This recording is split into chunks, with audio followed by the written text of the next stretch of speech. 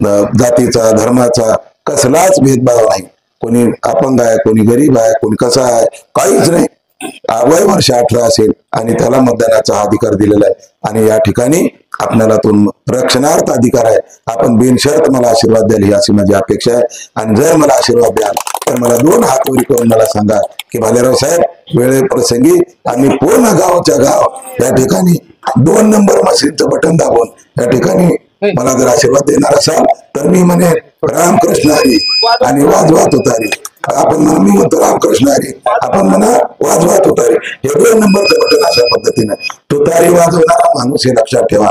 रामकृष्ण हरी दोन्ही हातवरी करून सांगा टाकळी रामकृष्ण हरी, रामकृष्ण हरी। आता आचारसंहितेचं आपण पालन केलं पाहिजे। आम्हाला आता टाकळीमधून भरभरून आशीर्वाद मिळाला अशा पद्धतीची भूमिका मला या ठिकाणी मिळाली आणि आता याच्या पुढच्या गावाला आशीर्वाद मागण्यासाठी मी जाईल आणि आपला आशीर्वाद निश्चित रूपाने मिळाल्याशिवाय राहणार नाही अशी अपेक्षा व्यक्त करतो आणि माझ्या वाणीला विराम देतो। धन्यवाद। मतदारसंघामध्ये जर कुठल्याही पद्धतीचा विकास नसताना 10 वर्षामध्ये सुधाकर भालेराव आमदार असताना जी कामं झाली तीच कामं या ठिकाणी जनतेला दाखवून फसवण्याचा प्रकार सुरू आहे। जनतेला माहित आहे की सुधाकर भालेरावनी गेल्या 10 वर्षामध्ये नांदेड जिल्ह्यातून लिंबोटी धरणातून उदगीर सारख्या शहराला पिण्याचं पाणी पाजवण्याचं काम केलं। उदगीर शहरापासून ते 2 तालुके उदगीर आणि जळकोट तालुक्यामधून 2 नॅशनल हायवे या उदगीरमध्ये आणले। त्या ठिकाणी नॅशनल हायवे 63, नॅशनल हायवे 50 अशी नॅशनल हायवे झाली। मोठ्या प्रमाणामध्ये उदगीर शहरामध्ये आणि जळकोट तालुक्यामध्ये विकासाची जी कामं झाली ती भालेराव साहेबांच्या काळात झाली। असं असताना आमचे महाशय आमदार मंत्री महोदय म्हणून या ठिकाणी खरं तर कोरोनाच्या काळामध्ये 2 वर्ष नाकतोंड बंद करून फिरले। अगदी 2 वर्षामध्ये त्यांना जो मिळालेला वेळ आहे ते 6500 कोटी रुपयाचा विकास केला म्हणून सांगतात। या ठिकाणी कुठल्याही प्रकारची MIDC मी तयार करून ठेवण्यासाठी मसुदा तयार केला होता, MIDC मंजूर नाही। हॉस्पिटलमध्ये पेशंटला विलाज होत नाही। सार्वजनिक कामासाठी बसस्थानक त्या ठिकाणी निर्माण होऊ शकलं नाही।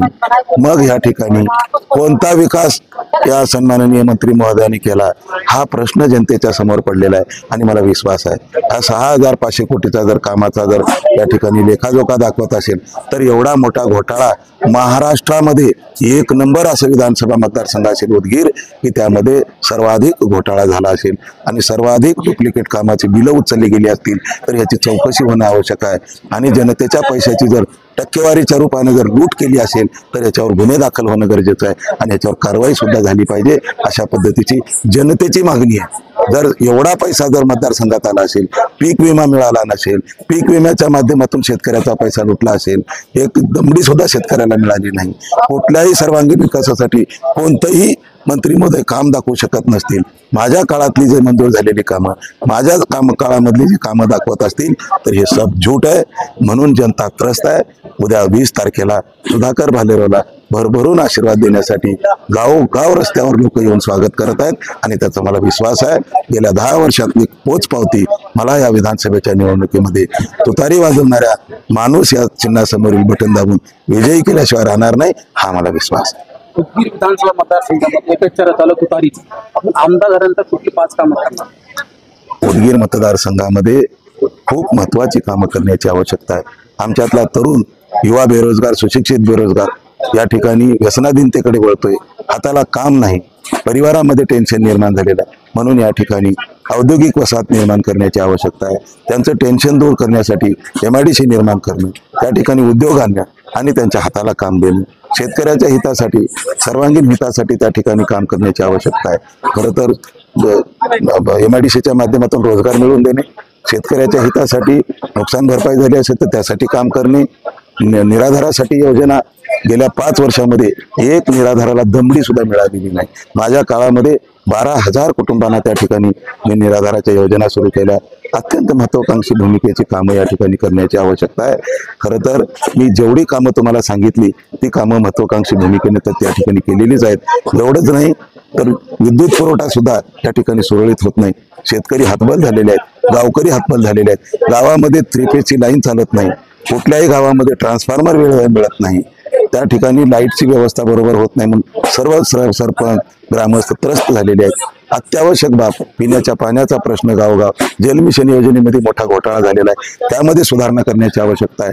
4200 कोटीचा जलमिशन योजनेचा या ठिकाणी बट्ट्याबोळ झालेला आहे, त्या ठिकाणी कुठलंही काम झालेलं नाही. म्हणून जनतेला जलमिशन योजना ही नावाला आली की काय अशा पद्धतीची भूमिका या ठिकाणी झालेली आहे. अत्यंत भयानक अशा पद्धतीचा पाण्याचा टंचाई गावोगाव निर्माण झालेली आहे आणि ही जलमिशन योजना टक्केवारीमध्ये अडकलेली आहे. गावोगाव मी गेल्यानंतर ही टक्केवारी कुठेतरी 10 लाखाचं काम झालंय, 20 लाखाचं काम झालंय आणि त्याच्यामध्ये मोठ्या प्रमाणात आडवाडवी केलेली आहे, टक्केवारी त्या ठिकाणी खाल्लेली आहे. बाकीचे तर बिलं उचलून त्या ठिकाणी घेतलेले आहेत. गावचे सरपंच म्हणतात की आम्हाला माहितच नाही, आमच्या गावात 18 कोटीचं काम झालंय असं त्यांच्या मॅनिफेस्टोमध्ये आहे, त्यांच्या जाहीरनाम्यामध्ये आहे. मग हे 18 कोटी रुपये गेले कुठे हे तपासण्याची आवश्यकता आहे. आमच्या जनतेला फसवण्याचं जर काम जर ह्या टक्केवारी भादराने जर केलं असेल तर निश्चित रूपानं खूप काही काम करण्याची आवश्यकता आहे.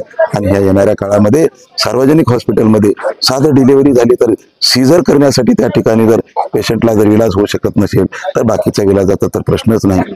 म्हणून या ठिकाणी ग्रामीण रुग्णालय हे 200 बेडचं हॉस्पिटल जिल्हा उपजिल्हा रुग्णालय म्हणून त्या ठिकाणी आहे, परंतु या ठिकाणी कुठलाही त्या ठिकाणी विकास झालेला नाही. अशा अनेक आरोग्याचा प्रश्न असेल, पाण्याचा प्रश्न असेल, बेरोजगाराचा प्रश्न असेल, असंघटित कामगाराचा प्रश्न असेल, शेतकऱ्याच्या बाबतीमधला प्रश्न असेल, विद्युतसाठी प्रश्न, शेतकऱ्याला लाईट मिळत नाही त्याच्यासाठी प्रयत्न असेल, अशा अत्यंत महत्वाकांक्षी भूमिकेने या ठिकाणी काम करण्याची आवश्यकता आहे आणि मी ते निश्चित रूपाने केल्याशिवाय राहणार नाही हा मला विश्वास आहे.